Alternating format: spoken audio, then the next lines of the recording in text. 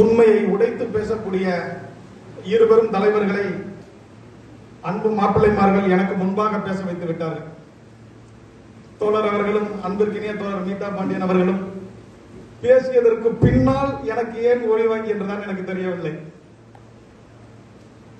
சாதித்த தலைவர்களை எல்லாம் சாதிய தலைவர்களாக ஒரு குறுகிய வட்டத்திற்குள் அடைத்திருக்கும் பொழுது இவர்கள் சாதித்தவர்கள் சாதிக்கானவர்கள் அல்ல என்று சொல்லி இவர்களை சாதியத்திற்குள்ளும் மதத்திற்குள்ளும் நாங்கள் அடைத்துவிட முடியாது. இவர்கள் தமிழ் சமூகத்தினுடைய மத நல்லிணக்கத்தினுடைய அடையாளங்கள் என்று பெரும் நெருக்கடிக்கிடையில இந்த நிகழ்வினை எடுத்திருக்கக்கூடிய எனது அருமை உறவுகள் உங்கள் அத்தனை பேருக்கும் நான் சார்ந்து இயங்கக்கூடிய தமிழர் முன்னணியின் சார்பாக முதலிலே வாழ்த்துக்களை தெரிவித்துக் கொள்கிறேன். பெயர் சொல்லி அழைத்து பேசினால் ஒவ்வொரு பெயரையும் ஒரு பக்க அளவிலே சொல்லக்கூடிய அளவிற்கு பெருமை கொண்டிருக்கக்கூடியவர்கள். ஆனால் நேரத்தின் அருமை கருதி அனைவரையும் ஒருமனதாக வாழ்த்துகிறேன், வரவேற்கிறேன். நேரம் நீங்கள் கொடுத்திருந்தாலும் எனக்கு கோவை செல்வதற்கு இரவு பேருந்திற்கான நேரம் இருக்கிறது. அதன் அருமை கருதி இங்கே உள்ளே வரும் பொழுதே பெரிய சலசலப்பு என்னவென்று கேட்டேன். முத்துராமலிங்க தேவருடைய படம் வைக்கப்பட்டு விட்டது என்று சொன்னார். 30ஆம் தேதி முத்துராமலிங்கத்தினுடைய படம் வைக்காமல் வேறு யார் படம் வைப்பீர்கள் என்று நான் கேட்டேன். இன்று அஞ்சலி செலுத்தக்கூடியவர்கள், பசும்பொன்னிற்கு கூட்டமாக செல்லக்கூடியவர்கள், இதோ நாங்கள் சாலையிலே வரும் பொழுது இருசக்கர வாகனத்திலே அங்கும் இங்கும் அலைப்பறை செய்து இடையிடையே போனவர்களை எல்லாம் விட்டுவிட்டு ஒரு மத நல்லிணக்கத்தை வலியுறுத்துவதற்கு இந்த பகுதியினுடைய சமுதாயங்களை எல்லாம் ஒருங்கிணைத்து நாமெல்லாம் ஒருதாய் மக்கள் என்று சொல்லி கூட்டம் நடத்துவதற்கு இவர்கள் அனுமதி மறுக்கிறார். ரஷீத் தோழர் சொல்லும் போது அருமையா சொன்னாங்க. ஒருவரை காட்டி ஒருவர் பின்னால் ஒளிந்து கொள்கிறார்கள். அவன் பாருங்கள் கத்தி எடுத்துக் கொண்டு வருகிறான், இவன் பாருங்கள் ஈட்டியை எடுத்துக் கொண்டு வருகிறான், இவன் பாருங்கள் அதை கொண்டு வருகிறான், இதை கொண்டு வருகிறான் என்று சொல்லி எங்கள் பின்னால் வாருங்கள் என்று சொல்லி இதோ பாருங்கள் கோவை குண்டுவெடிப்பிலே இவர்களை எல்லாம் இன்று வரை சிறையிலே வைத்திருப்பதற்கு காரணம் அவன்தான் என்று சொல்லி புதிதாக 4 சாட்சியை இந்த ஆட்சியில் சேர்த்து விட்டான். கொடுமை பாருங்க. இப்பொழுது முத்துராமலிங்க தேவரையும் மருத நாயகத்தையும் எனது அருமைக்குரிய நண்பர் மதுக்கூர் மைதீனையும் இணைய விட மறுக்கிறான். அதுல அவனுக்கு ஒரு பெரிய சிக்கலா தெரியுது போல. நெத்தி நிறைய பட்டை அடிச்சு சைவ திருமகனாரா இருக்கக்கூடிய முத்துராமலிங்க தேவரை 5 வேளை தொடுக வச்சு நெத்தியில கருப்பு விழுந்து போயிருக்கிற மைதீனோட இணைக்கிறதுல அவனுக்கு ஏதோ சிக்கல் இருக்கு. இந்த அரசியலை தான் தோழர்கள் சொன்னது போல் மதுரையிலே சிக்கந்தர் மலைக்கும் முருகர் மலைக்கும் இடையிலே உள்ள அரசியலாக பார்க்க வேண்டிய தேவை இருக்கு. இதே மதுக்கூரிலே இவர்கள் எல்லோரும் ஒன்றாக இருந்தவர்கள் என்று சொல்வதில் உனக்கு என்ன சிக்கல்? ஆயிஷா அம்மையாரின் மார்பிலே பால் குடித்தவர்கள் என்று சொன்னார், இஸ்லாமிய தாய்மார்களுடைய பிள்ளைகள் தான் நாங்கள் என்று சொன்னார், இங்கே இருக்கக்கூடிய தேவர்மார்களும் இஸ்லாமியர்களும் வெவ்வேறாக நீங்கள் எப்படி அறிய முடியும்? இங்கு இருக்கக்கூடிய ஆசாரி சமூகங்களுக்கு அப்பு மகன் உறவுகளை நீங்கள் சொல்லி பார்த்ததில்லையா? என் அக்கா மகன் கூட என்னை மாமா மாமா என்று அழைத்து நான் பார்த்ததில்லை. இந்த இஸ்லாமிய சமூக பெருமக்கள் என்னை மாமா மாமா என்று சொல்லி அழைப்பதை நான் பார்த்திருக்கிறேன். எந்த இடத்திலே இவர்களும் நாங்களும் சண்டையிட்டுக் கொண்டோம் என்று சொல்லி பல்வேறு சமூகங்களை நீங்கள் காட்டி பிரிக்க நினைக்கிறீர்கள் என்றுதான் தெரியவில்லை. தோழர் அருமையா சொன்னாரு, ஒருவேளை அவன் படிக்கலைன்னு நினைக்கிறேன். இல்ல, படிச்சுட்டான். இந்த இந்திய கல்வி முறையை படிச்சு தொலைச்சிட்டான். பிரித்தாலும் கொள்கை என்ன என்பதை தெளிவாக படித்து தொலைத்து விட்டான். ஒருவேளை படிக்காமல் இருந்திருந்தால் 10வது படித்த தேவர் திருமகனாருக்கு 10வது கூட படிக்காத ஆயிஷா அம்மையார் அவர்கள் பால் கொடுத்திருக்க மாட்டான். இன்னைக்கு ஹைஜீனிக்ங்கிறான். பெத்த தாய் கிட்ட பால் குடிக்கிறதுக்கு 1000 முறை வச்சிருக்கான். தொற்று நோய் வந்துடும். ஹைஜீனிக்கான முறையில தான் பால் கொடுக்கணுங்கிற. ஆனால் அன்று அப்படி இல்லை இந்த சமூகங்கள். இதுல என்ன பெரிய கொடுமைனா, முத்துராமலிங்க தேவரை அடையாளப்படுத்தும் போது ஒரே விஷயம் தான் சொல்றான். ஒரு சாதிய தலைவர். நான் சிவகங்கை மாவட்டத்தை சேர்ந்தவன். இருக்கிறது கோவை நம்ம எல்லாருக்கும் தெரியும். சிவகங்கையில திருப்பாச்சத்தில இருந்து படமாத்தூர் போற ஒரு வழியில தேவர் சிலை ஒண்ணு இருக்கு. அந்த ஊர்ல 140 குடும்பங்கள் தேவர் சிலை வைக்கும் போது இருந்தாங்க. 140 குடும்பங்களில் ஒருவர் கூட தேவர் சமூகத்தை சார்ந்தவர்கள் அல்ல. 140 குடும்பத்தில் ஒருவர் கூட தேவர் சமூகத்தை சார்ந்தவர்கள் அல்ல. அந்த பகுதியினுடைய வெள்ளாளர் என்ற ஜாதியை சேர்ந்தவர்கள் முத்துராமலிங்க தேவருக்கு சிலை வைத்தார்கள். ஒரு சவால் விட்டு சொல்ற இந்த காவல்துறைக்கும் உளவுத்துறைக்கும், அது எத்தனையோ ஆண்டுகளுக்கு முன்னாடி வச்ச சிலை. வெள்ளாள பயலுக்கு உங்களுக்கு என்னடா இங்க தேவமாருக்கு சிலை வைக்கிறீன்னு போய் ஒரு கை விரல மட்டும் ஒடிச்சு போடுறான் அந்த சிலையில. எந்த தேவமும் இங்க வர மாட்டேன். அந்த வெள்ளாள பயலுக்கு ஒண்ணு முடிடுவேன். நீங்கள் சாதியாக பார்த்தீர்கள். எங்கள் பகுதியில் இருக்கக்கூடிய குயவர்களிலே இருந்து, குறவர்களிலே இருந்து, கோணார்களிலே இருந்து அத்தனை பேருக்கு முத்துராமலிங்கம் முத்துராமலிங்கம் முத்துராமலிங்கம் என்ற பெயர் இருக்கிறது. எந்த தேவருக்கு முத்துராமலிங்கம் பெயர் வைக்கிறது இல்ல, போஸ் பேர் வச்சுட்டான். வச்சாலும் பரவாயில்ல, போஸ்ங்கிறவர் சாதியை தூக்கி வச்சுட்டு போஸ் தேவரும் போட்டுட்டான். 2 சாதியா சிக்கல். ஆனால் முத்துராமலிங்கம் முத்துராமலிங்கம் முத்துராமலிங்கம் என்று சொல்லி எங்கள் பகுதியில் இருக்கக்கூடிய பாட்டாளி மக்கள் எல்லாம் பேர் வைத்து ரசித்தார்களே. கொஞ்சம் யோசித்து பாருங்கள். மருத நாயகத்தை நீங்கள் கொண்டாடப்பட வேண்டும் என்று சொன்னால் இல்லை இல்லை. அவர் ஆங்கிலேயர்களுக்கு துணையாக இருந்தார். அவர் பிரெஞ்சுக்காரர்களுக்கு துணையாக இருந்தார். அவர்களோடு படையெடுத்தார். உண்மைதான், யாரும் மறுக்கவில்லை. நாங்களும் வரலாற்றை படித்ததனால் சொல்கிறோம். இதோ பூலித்தேவனை வென்றெடுக்க ஒரே ஒரு மாவீரன் இந்த மண்ணிலே பிறந்தான் என்று சொன்னால் சக தமிழராக இருந்த மருதனாக மட்டும்தான். பூலித்தேவனை வெல்ல முடியாது என்று சொல்லி நிற்கும் பொழுது ஆங்கில படைகளுக்கு ஆதரவாக பூலித்தேவனை வென்று எடுத்து வந்தார். வீரன் அழகுமுத்துக்கோன் பீரங்கியால் கட்டப்பட்டு, பீரங்கி முனையிலே கட்டப்பட்டு சுடப்பட்டு துண்டு துண்டுகளாக செதறினான் வீரன் அழகுமுத்துக்கோன் என்று நீங்கள் கேள்விப்பட்டிருப்பீர்கள். அவ்வளவு பெரிய மாவீரன். அவனை அடக்க முடியவில்லை. அவனை கொல்வதென்றால் துண்டு துண்டுகளாக பீத்து எறிய வேண்டும் என்று சொல்லி அவனை கொல்வதற்கு அந்த பீரங்கியின் முன்னால் கட்டி கொன்றவன் இதே மருத நாயகம் என்பதை நீங்கள் உணர்ந்து கொள்ளும். இதோ தாண்டவராயன் சிவகங்கை சீமையிலே இருந்து ஒரு தமிழ் தேசிய கூட்டணி அமைகிறது. வீர சங்கம் என்று ஒரு சங்கம் அமைகிறது. அதிலே திப்பு சுல்தான் இருக்கிறார். அதிலே கேரளாவை சேர்ந்த பழசிராஜா இருக்கிறார். இதோ திருமலை நாயக், இதோ கோபால் நாயக்கர் இருக்கிறார். விருப்பாச்சி கோபால் நாயக்கர் இருக்கிறார். இப்படி ஒட்டுமொத்தமாக தமிழகத்தையும் ஆந்திர பகுதிகளையும் உள்ளடக்கிய அத்தனை பேரும் அதில் இருக்கிறார்கள். மருத நாயகமும் இதில் இணைந்து நின்றால் வெள்ளைக்காரனை விரட்டி விடலாம் என்று சொல்லும் பொழுது மறுத்து நின்றோம். நான் மதுரையுடைய மன்னன், சிவகங்கையுடைய சிற்றரசுகளை நான் ஏற்றுக்கொள்ள மாட்டேன். நீங்கள் மன்னர்கள் எல்லாம் கிடையாது, பகுதியுடைய ஜமீன்களை நான் ஏற்றுக்கொள்ள மாட்டேன் என்று அது விரட்டி நின்றான். இதோட ஒரு பெரிய கொடுமை, அன்னைக்கு மட்டும் பிரெஞ்சு படைகளுக்கு ஆதரவா நின்று சார்ஜ் கோட்டைய பிரெஞ்சு படை சார்புல புடிச்சு கொடுத்திருந்தா நம்மள ஆண்டது பிரெஞ்சுக்காரனா இருந்திருக்கான், வெள்ளக்காரனா இருந்திருக்க மாட்டேன். சொல்வார்களே, ஒரு கோடாலி செய்ய வேண்டும் என்று சொன்னார். எதற்கு அந்த கோடாலி என்று கேட்டால் ஒரு மரத்தை வெட்ட வேண்டும், அதற்காக கோடாலி. மரத்தை வெட்டுவதற்காக கோடாலி செய்வதற்கு கோடாலிக்கு ஒரு கைப்பிடி வேண்டும். அதை எதிலே இருந்து வெட்டுவது என்று கேட்டால் வெட்டக்கூடிய மரத்தில் இருந்து ஒரு கிளையை முதலில் முறிக்க வேண்டும். ஒரு மரத்தின் கிளையை முதலில் முறித்து விட்டு அந்த கிளையிலே இருந்து கோடாலிக்கான கம்பை செய்து அந்த கோடாலியை பயன்படுத்தி இந்த மரத்தை வெட்ட முடியும் என்று சொன்னார்கள். மருதநாயகம் கோடாலியாக இருந்து தமிழர்களை கொய்து தூக்கி எறிந்தார். மறுப்பதற்கு மருதநாயகம் என்று பெயர் வைத்து அழைத்தவுடன் மருதநாயகத்திற்கு ஆதரவாகவே பேசி செல்ல வேண்டிய தேவையும் இல்லை. வரலாறுகளை வரலாற்றின் போக்கிலே சொல்லி செல்ல வேண்டும். ஆனால் அதே மருதநாயகம் தான் பிற்காலத்தில் இதனுடைய சூழ்ச்சியை புரிந்து கொண்டார். சக தமிழனாக இருந்து தமிழ்நாட்டை தாரை வார்த்து கொடுக்கிறோமே, வெள்ளைக்காரனுக்கு அடிமைப்படுத்தி கொடுக்கிறோமே, சின்னஞ்சிறு விளையாட்டு பிள்ளையாக இருக்கும் பொழுது வீட்டிலே சுட்டி தாங்காமல் விரட்டப்பட்டு பாண்டிச்சேரியிலே சென்று 5 ஆண்டுகள் பாண்டிச்சேரியிலே பிரெஞ்சுக்காரனுக்கு சமையல்காரனாக, துணி துவைப்பவனாக, அவனுடைய எடுபடி வேலைகளை செய்யக்கூடியவனாக இருக்கும் பொழுது அவனது வீரத்தை பார்த்து பிரமித்தவர்கள் அவனை பிரெஞ்சு படையிலே சேர்க்கக்கூடிய காலம் வரும் பொழுது அவன் பிரெஞ்சு படையிலே சேர்ந்து பிரெஞ்சு படையினுடைய தளபதியாக பொறுப்பேற்று பிரெஞ்சு படையிலே இருந்து வெள்ளைக்காரர்களை அடித்து விரட்டும் பொழுது வெள்ளைக்காரர்கள் பார்த்து இல்லை இல்லை நீ எங்கள் படையிலே சேர்ந்து கொள் என்று சொல்லி தன்னை தங்களுடைய படையிலே இணைத்துக் கொண்டு தமிழர்களை எல்லாம் அடித்துக் கொள்வதற்கு காரணமாக தயார்படுத்தப்பட்டானே மருதநாயகம். இதை பிற்காலத்திலே புரிந்து கொண்டான். நீங்க பாருங்க, யார் யார் ரொம்ப கொடூரமா சித்திரவதை செஞ்சு சாகடிக்கப்படுறாங்களோ அவர்கள் தான் மாவீரர்கள். தோழர் சொன்னார்ல, மீதா பாண்டியன் தோழர் சொன்னாரு, மருது சகோதரர்கள் கொல்லப்பட்டதை நீங்கள் ஒரு முறை கேட்டுப்பாருங்கள். மருது சகோதரர்கள் எப்படி கொல்லப்பட்டார்கள் என்று கேட்டுப்பாருங்கள். பெரிய மருதுவையாவது தூக்கில் போட்டு தொங்க விட்டான். சின்ன மருதுவை அவன் நேரடியாக தூக்கில் போடவில்லை, ஒரு புலிக்கூண்டில் அடைத்துக் கொண்டு வந்தான்.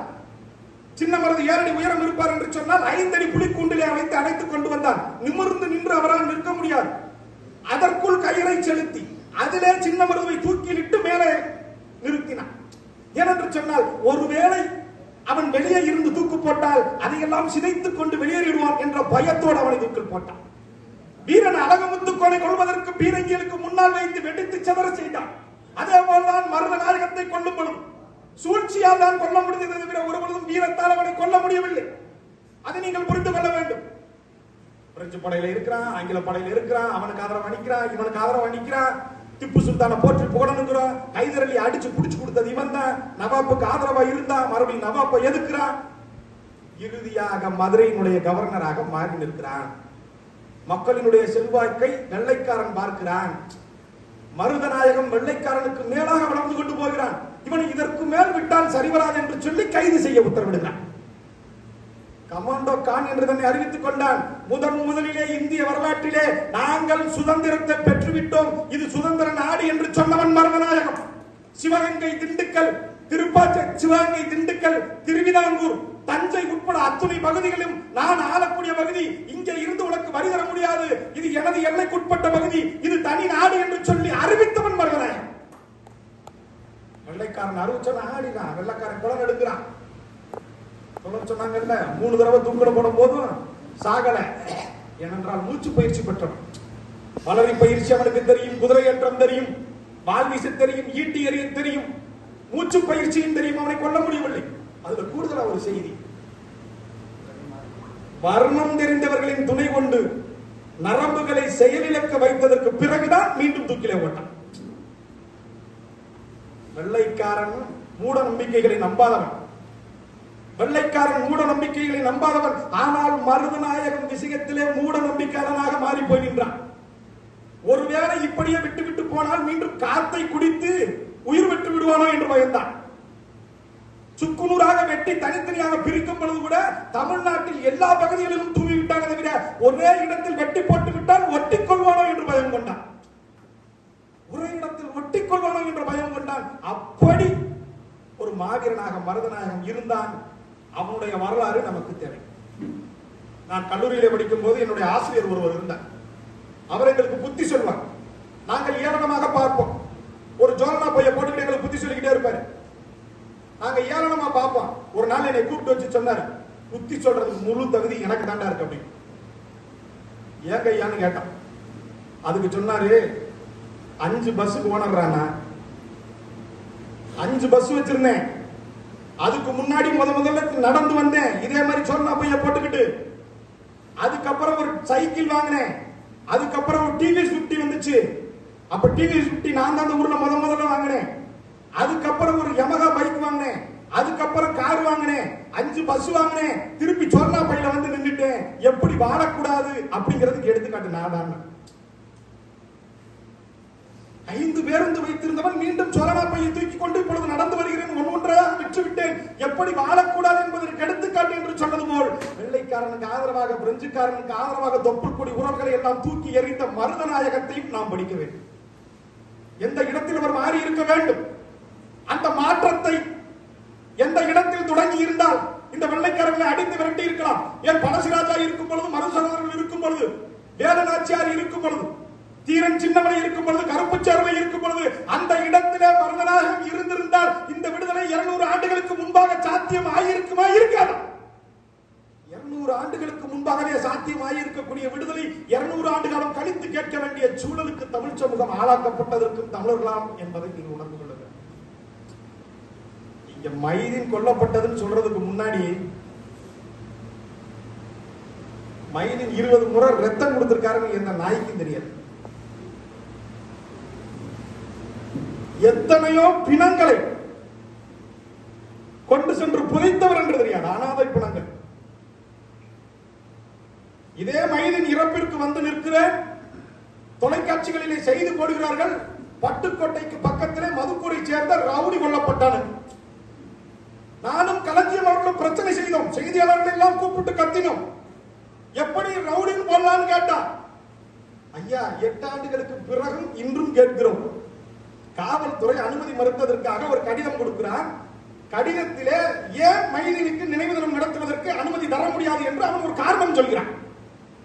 அந்த காரணத்திலே மைதீன் மீது இருக்கக்கூடிய வழக்குகளை எல்லாம் ஒரு பக்கத்திற்கு எழுதி இவன் ரவுடி அதனால் தர முடியாது என்று சொல்கிறான் என்று சொன்னால் எவ்வளவு ஏத்தப்படும் இந்த காவல்துறை.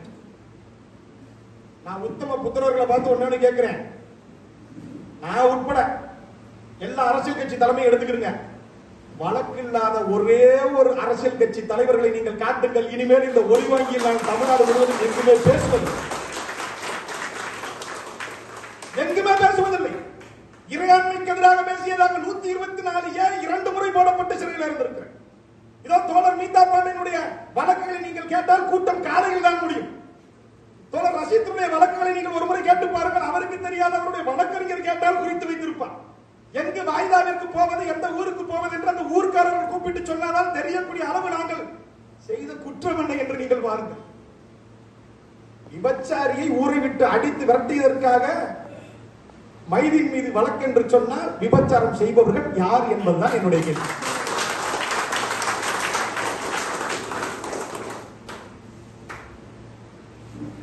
சாராய கடையை நடத்தக்கூடாது என்று சொல்லி இந்த ஊரை விட்டு வெளியேற வேண்டும் என்று சொல்வதற்காக வழக்கு நீங்கள் போட்டீர்கள் என்று சொன்னால் சாராய கடையை யார் நடத்துவது என்பதுதான் எங்கள் கேள்வி.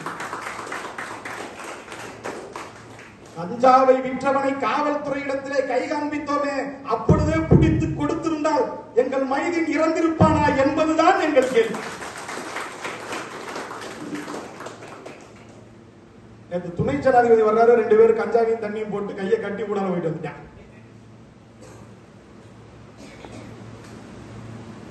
நாம் ஜார்க்கண்ட்ல சட்ட ஒழுங்கை பத்தி பேசுறோம், பீகார்ல சட்ட ஒழுங்கை பத்தி பேசுறோம்.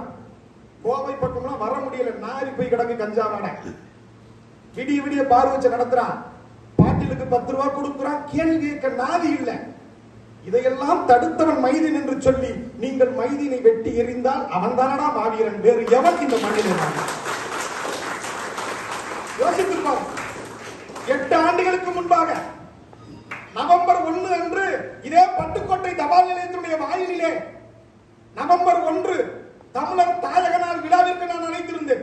இதோ சின்னப்ப தமிழர் இந்த பகுதியில் ஏற்பாடு செய்திருந்தார். இதோ மைதீனை குறிப்பிட்டீர்களா என்று கேட்டால் யார் என்று தெரியாது என்று சொன்னார். இன்னும் 10 கிலோமீட்டர் தூரத்தில் இருக்கக்கூடிய மைதீனை தெரியாமல் ஏன் நீங்கள் அரசியல் செய்கிறீர்கள் என்று சொல்லி சின்னப்ப தமிழகத்தில் ஒரு பெயரை பதிவு செய்யுங்கள், 1ஆம் தேதி நான் ஊரில் இருந்து வாகனத்தில் வரும்போது அவரையும் அழைத்துக் கொண்டு இந்த கூட்டத்திற்கு வருகிறேன் என்று சொன்னேன். ஆனால் 30ஆம் தேதி வந்து தொலைய வேண்டிய நிர்பந்தம் ஏற்பட்டது. ஒரு முறை நத்தத்திற்கு செல்லும் பொழுது அன்பு தம்பி சேக்குடைய உறவினர்களுடைய ஒரு கல்யாணத்திற்கு செல்லும் பொழுது, திருமணத்திற்கு செல்லும் பொழுது தாடி இல்லாமல் போய்விட்டேன். நான் எப்பொழுதும் நான் வைத்துக் கொண்டு தாடியின் அளவு உங்களுக்கு தெரியும் தானே. ஆனால் காடாக மேடாக இவ்வளவு பெரிய தாடி ஏன் விட்டிருக்கிறேன் என்று யாருக்காவது ஒரு கேள்வி வந்ததா? என்று மைதீனுக்கு கூட்டம் என்று சொன்னீர்களோ அன்று விட்டேன் இந்த தாடியை, நாளை மலிக்கி விடுவேன். என் நண்பனுக்காக மயிர் வளர்க்க கூட உரிமை இல்லாத நிலைமையில நாங்கள் இருக்கிறோம் என்று எண்ணி இந்த மயிரை வளர்த்து வந்தேன். காரணம் என்ன தெரியுமா? நான் 1ஆம் தேதி கூட்டத்திற்கு அழைத்திருக்கிறேன். அந்த கூட்டத்திற்கு அழைக்கும் பொழுது மைதீன் அவர்கள் சொன்னார், உங்களை தாடியோட பார்த்தா தான் நல்லா இருக்கு, தயவு செய்து தாடியை கொஞ்சம் வளர்த்துருங்க. ஓரளவுக்கு அப்ப தாடி இருந்துச்சு, நல்ல சாயம் பூசி வச்சிருந்தேன். நத்தத்துல நான் பேசும் பொழுது சொன்னேன், என்னைய தாடி இல்லாம நீங்க பாத்துட்டீங்க, உங்களை ஒரே ஒரு தடவை நான் தாடி இல்லாம பாத்துறணும்னு சொன்னேன். 30ஆம் தேதி இரவு எனக்கு அழைப்பு வருகிறது, யாரோ என்று எடுக்காமல் விட்டுவிட்டு இரவு 12 மணிக்கு மேலாக தெரிகிறது. 12 மணிக்கு மேலாக தெரிந்து மதுக்கூர் மைதீன் அவர்கள் வெட்டுப்பட்டார் என்று சொன்னவுடன் என்னுடைய வாகனத்தை எடுத்துக்கொண்டு நண்பர்களை கூட்டிக் கொண்டு வேக வேகமாக காலையில் வந்து சேருகிறேன். வந்து சேரும் பொழுது தஞ்சை மருத்துவமனை கொண்டு சென்று விட்டார்கள் என்று சொன்னார்கள். தஞ்சை மருத்துவமனையில் கொண்டு சென்றவரை காப்பாற்றி விடலாம் என்று அங்கு ஆவலோடு ஓடி பார்த்தால் பிணவரையில இருந்து வெளியே எடுத்து வந்தார். பிணவரையில இருந்து வெளியே மேலாக தெரிகிறது. 12 மணிக்கு மேலாக தெரிந்து மதுக்கூர் மைதீன் அவர்கள் வெட்டுப்பட்டார் என்று சொன்னவுடன் என்னுடைய வாகனத்தை எடுத்துக்கொண்டு நண்பர்களை கூட்டிக் கொண்டு வேக வேகமாக காலையில் வந்து சேருகிறேன். வந்து சேரும் பொழுது தஞ்சை மருத்துவமனை கொண்டு சென்று விட்டார்கள் என்று சொன்னார்கள். தஞ்சை மருத்துவமனையில் கொண்டு சென்றவரை காப்பாற்றி விடலாம் என்று அங்கு ஆவலோடு ஓடி பார்த்தால் பிணவரையில இருந்து வெளியே எடுத்து வந்தார்கள். பிணவரையில இருந்து வெளியே எடுத்து வந்தார்கள். யாரும் பக்கத்தில் அனுமதிக்கவில்லை. சொல்லி இவர் என்னுடைய நண்பர், ஒரே ஒரு முறை நான் மூஞ்சியை பார்க்க வேண்டும் என்று சொன்னேன். இதோ மாப்பிள்ளைமார்கள் எல்லாம் எனக்காக போராடி அந்த முகத்தை காட்டுவதற்காக பிறந்தார்கள். அன்று மதுக்கூர் மைதீனுக்கு தாடி இல்லை. அன்று மதுக்கூர் மைதீனுக்கு தாடி இல்லை. மைதீன் சொன்னான், என்று நான் இறக்கிறேனோ அன்று என் தாடியை வலிக்கி விடுவேன் என்று சொன்னான். அவன் இறந்ததற்கு பின்புதான் தாடி வலிக்கப்பட்டான். வெந்து நொந்து போனேன். யாரை காவு கொடுத்திருக்கிறோம் இந்த சமூகத்திலே? கொஞ்சம் எண்ணிப்பார். யாரை காவு கொடுத்திருக்கிறோம்? இன்னும் யார் யாரையெல்லாம் காவு கொடுக்க போய் சமுதாயத்திற்காக உழைக்கக்கூடியவர்களையா? புதுக்கோட்டையிலே ஜவஹரை பணி கொடுத்தது நம்முடைய பாவம் இல்லையா? மணல் கொள்ளையை தடுப்பதற்காக ஒருவன் போராடினானே, அவனை பணி கொடுத்து விட்டு கூட்டமைப்பை ஏற்படுத்தி கூட்டம் போட்டு கண்டன ஆர்ப்பாட்டம் நடத்தி கொண்டிருக்கிறோமே. எத்தனை முறை இந்த பகுதியினுடைய சமூக ஆர்வலர்கள் வெட்டி வீசப்பட்டிருக்கிறார்கள். கொஞ்சம் யோசித்து பாருங்கள். யாருக்காக இவர்கள் போராடினார்கள்? யாருக்காக இவர்கள் போராடினார்கள்? உங்களுக்காக, எனக்காக, மண்ணுக்காக, மொழிக்காக, தமிழுக்காக, தமிழ் இனத்திற்காக இல்லையா? உங்களுக்கு எல்லாம் தெரியும், இஸ்லாத்திலே ஒரு முறை இருக்கிறது, கடவுளை தவிர யாருக்கும் பட்டினி கிடக்கக்கூடாது என்பது உங்களுடைய சட்டம். ஆனால் உயர் நீதிமன்றத்தில் தமிழ் வேண்டும் என்று சொல்லி மைதீன் பட்டினி கிடந்தான். ஏற்பட்டது. தேவகோட்டையிலே இருக்கிறேன், என்னை கூப்பிட்டு சொன்னான், தோழர் பெரிய சலசலப்பாயிருச்சு, 5 நாளுக்கு மேல பட்டினி கிடக்கிறேன், எங்க ஆட்களுக்கு புரிய வைக்க முடியல, அது வீம்புக்குன்னு 2 பேர் மட்டும் பண்றான், மத்தவெல்லாம் ஏத்துக்கிட்டேன், தயவு கூர்ந்து நீங்க வந்து ஒரு முறை பேசுனீங்கன்னா கொஞ்சம் சரியா இருக்கும். அருமை தோழர் மீதா பாண்டியன் அவர்களுக்கு தெரியும், அந்த கூட்டத்தில் நான் வந்து சொன்னேன், கடவுளுக்கு பட்டினி இருப்பது மட்டும்தான், கடவுளுக்கு பட்டினி கிடப்பது மட்டும்தான் இஸ்லாத்தில் சட்டமாக்கப்பட்டு இருக்கிறது. மைதீன் என்ன சட்டத்தை மீறிவிட்டார் என்று நீங்கள் நினைக்கிறீர்கள்? தமிழுக்காக பட்டினி கிடக்கிறான், தமிழ் தான் எங்கள் கடவுள் என்று சொல்லி பட்டினி கிடக்கிறான், அதுல என்ன தவறு இருக்கிறது என்று கேட்டு அந்த கூட்டத்தில் பேசு. ஐயா, மைதீன் வழக்கறிஞர் அல்லவே, மைதீன் வழக்கறிஞர் அல்லவே.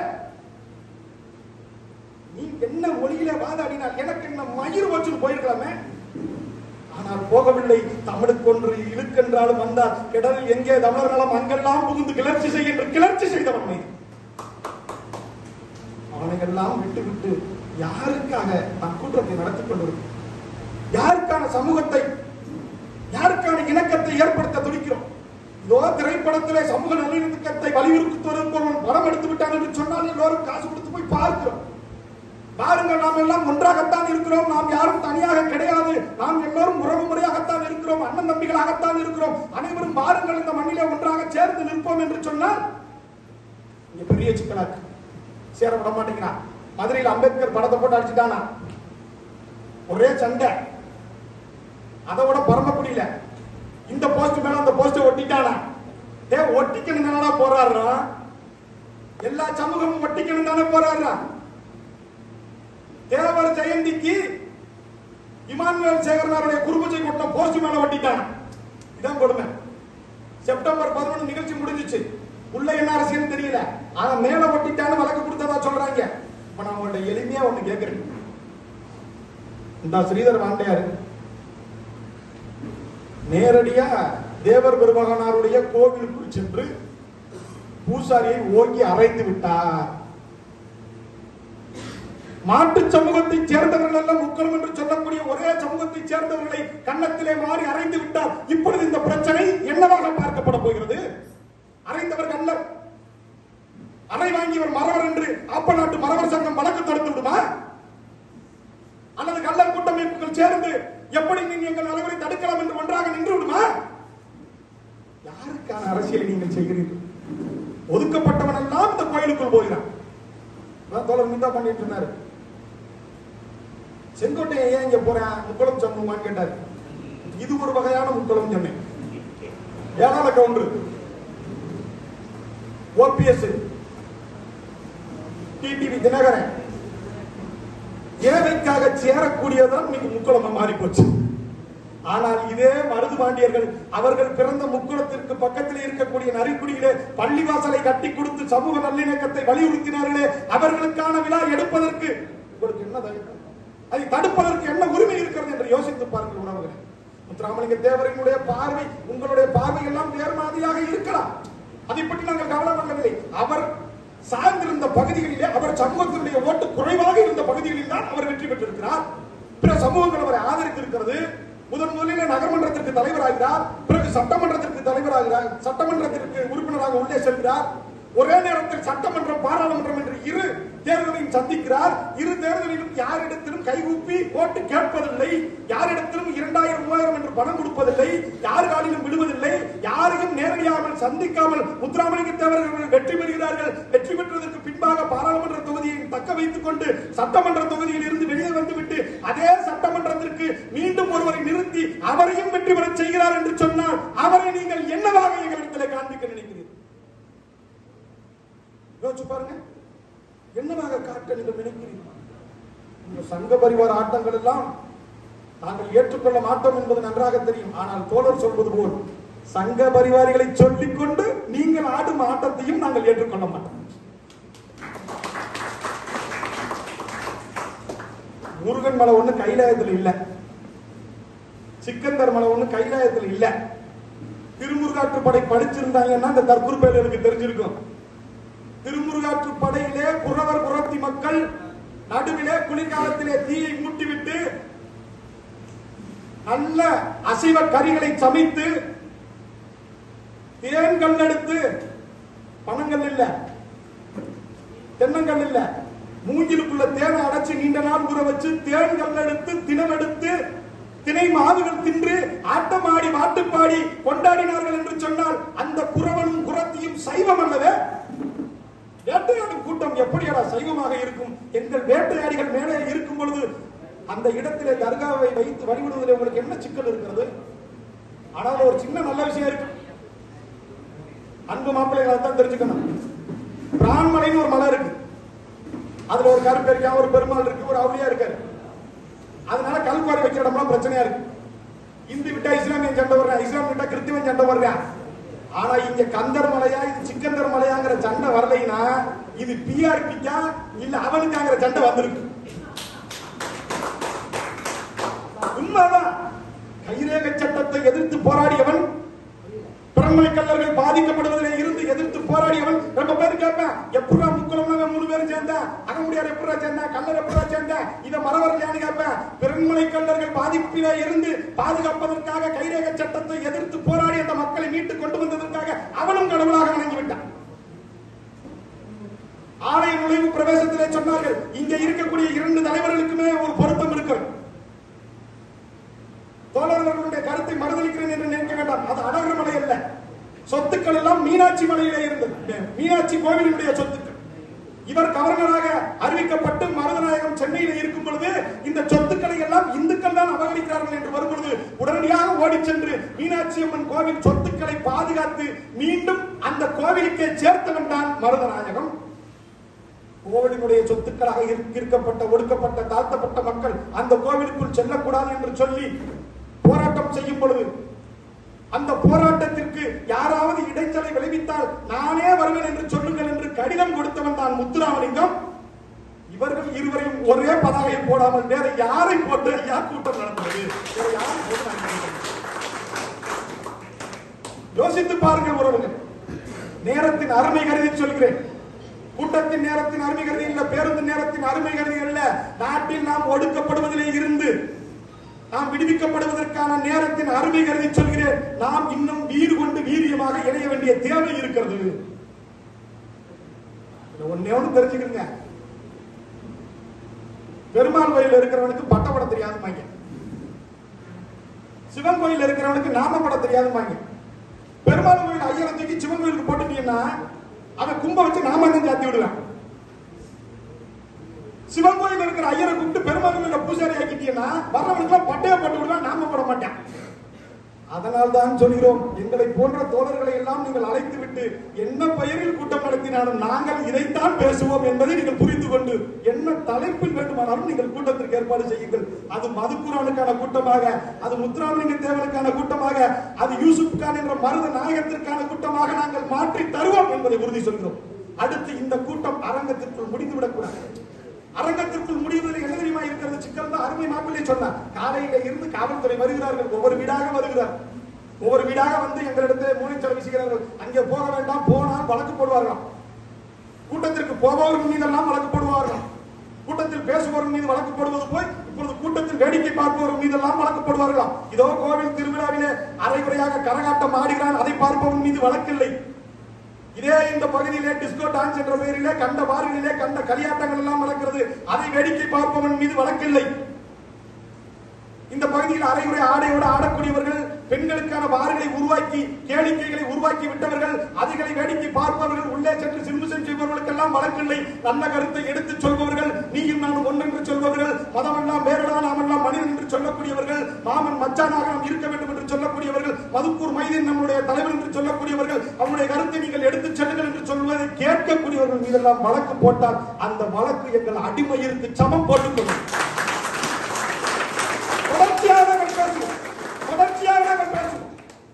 என் மாப்பிள்ளைமார்கள் தொடர்ச்சியாக கேட்பார்கள், இன்னும் தலைவர்கள் அதிகப்படுத்தி பேசுவோம், இன்னும் 1000 தலைமைகளை கொண்டு வந்து பேசுவோம். ஏனென்றால் மதுக்கூர் மைதீன் தலைவனாக ஆசைப்பட்டவன் அல்ல, தலைமைகளை உருவாக்க வேண்டும் என்று ஆசைப்பட்டான். அந்த தலைமைகள் இந்த கூட்ட அரங்கிற்கு வந்திருக்கிறார்கள். மதுக்கூர் முழுவதும் 1000 தலைமைகளை உருவாக்குங்கள். 1000 தலைமைகள் அதிகார வர்க்கத்தை அடித்து நொறுக்கும் இந்த மண்ணிலே.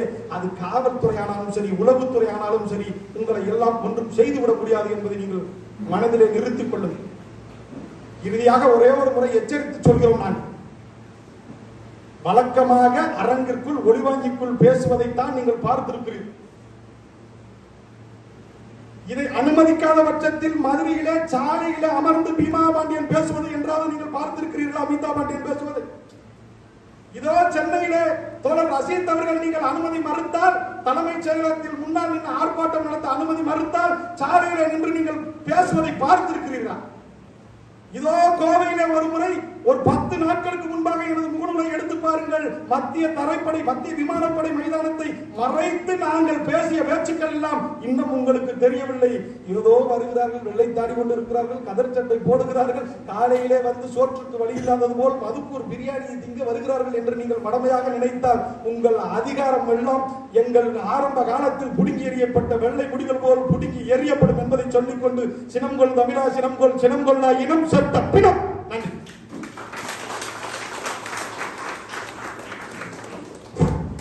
சிறந்த முறையில் உரையாற்றி சென்ற மாவீரன் மதுக்கூர் மைதீன் உற்ற நண்பர்களுக்கு வாழ்த்துக்கள்.